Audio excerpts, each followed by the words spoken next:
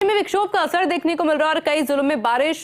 प्रदेश में western disturbance का असर भी देखा जा सकता है। जयपुर, दौसा सहित कई जिलों में बारिश हुई है। राजधानी में कई इलाकों में रिमझिम बारिश का दौर जारी है। टोंक रोड, बाईसगोदाम, लालकोटी सहित कई इलाकों में बारिश जारी है। अंधड़ और ओलावृष्टि ने किसानों की चिंता को अब और भी ज्यादा बढ़ा दिया है। जोधपुर में तेज हवा और आंधी के बाद बारिश का दौर शुरू हो गया और बारिश के चलते विभिन्न इलाकों में जलभराव जैसी स्थिति भी देखने को मिल रही है। यानी कि देखिए, मौसम का मिजाज बदला बदला नजर आ रहा है। और इसी खबर पर अधिक जानकारी के लिए मेरे साथ मेरी सहयोगी शिखा भी जुड़ चुकी है। शिखा, मौसम के क्या हाल फिलहाल देखे जा सकते हैं?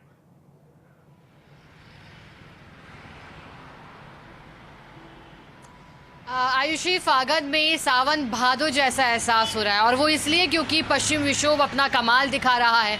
1 और 2 मार्च की तारीख मुकर्रर की गई थी जब सर्वाधिक असर देखा जाएगा। आज 2 मार्च है, कल से ही असर चल रहा है और राजधानी जयपुर की अगर मैं बात करूं तो यहाँ देर रात तक मेघ गर्जन के साथ साथ बरसात का दौर भी चला। हालांकि बरसात ज़्यादा तेज नहीं हुई, रुक रुक कर बरसात का दौर चला और कई जगहों पर छिटपुट छींटे भी पड़े।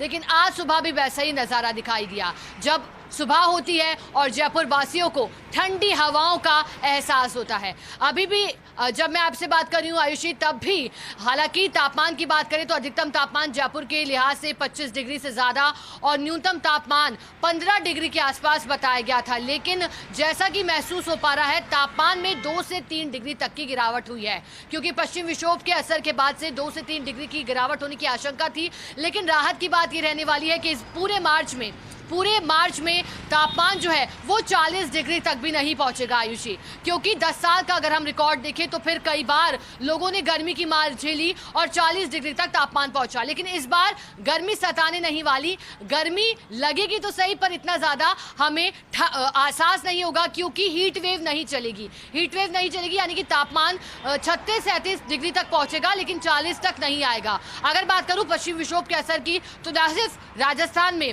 बल्कि आसपास के इलाकों में, उत्तर भारत के इलाकों में भी असर देखा जा रहा है पश्चिम विक्षोभ का। चाहे एमपी की बात करें या फिर बात करें हम गुजरात की, तो यहाँ पर सर्वाधिक असर देखा जा रहा है। दिल्ली में भी फ्लाइट्स को डाइवर्ट किया गया है, वहाँ भी मौसम खराब है। लेकिन अब कोहरे से निजात मिली है क्योंकि मार्च महीना आ गया है और मान रहे हैं कि गर्मी के सीजन की शुरुआत हो गई है। मैं दिखाना चाहूँगी कि आसमान में बादल भी छाए हुए हैं। कल से 3 मार्च से ये फिर परिवर्तन होगा।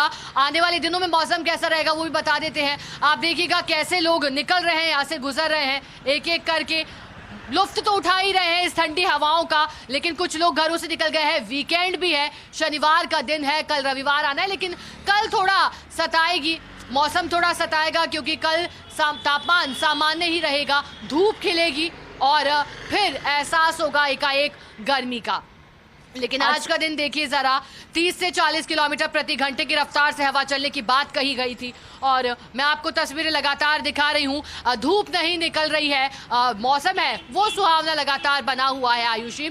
और लोग भी अब अपने गर्म कपड़ों को अंदर रख दिए हैं और अपने गर्मी के लिहाज से अब अपने कॉटन कपड़ों को बाहर निकाल लिए हैं, जो रंग बिरंगे अपने कपड़े होते हैं। इसके अलावा गर्मी के लिहाज से जो कपड़ा हमें सूट करता है वो अब कहीं ना कहीं जैकेट्स लोगों ने अपने अंदर रख दी हैं, कंबलों को, रजाइयों को अंदर रख दिया है और कुछ वैसा ही एहसास यहाँ पर भी आयुषी लगातार हो रहा है।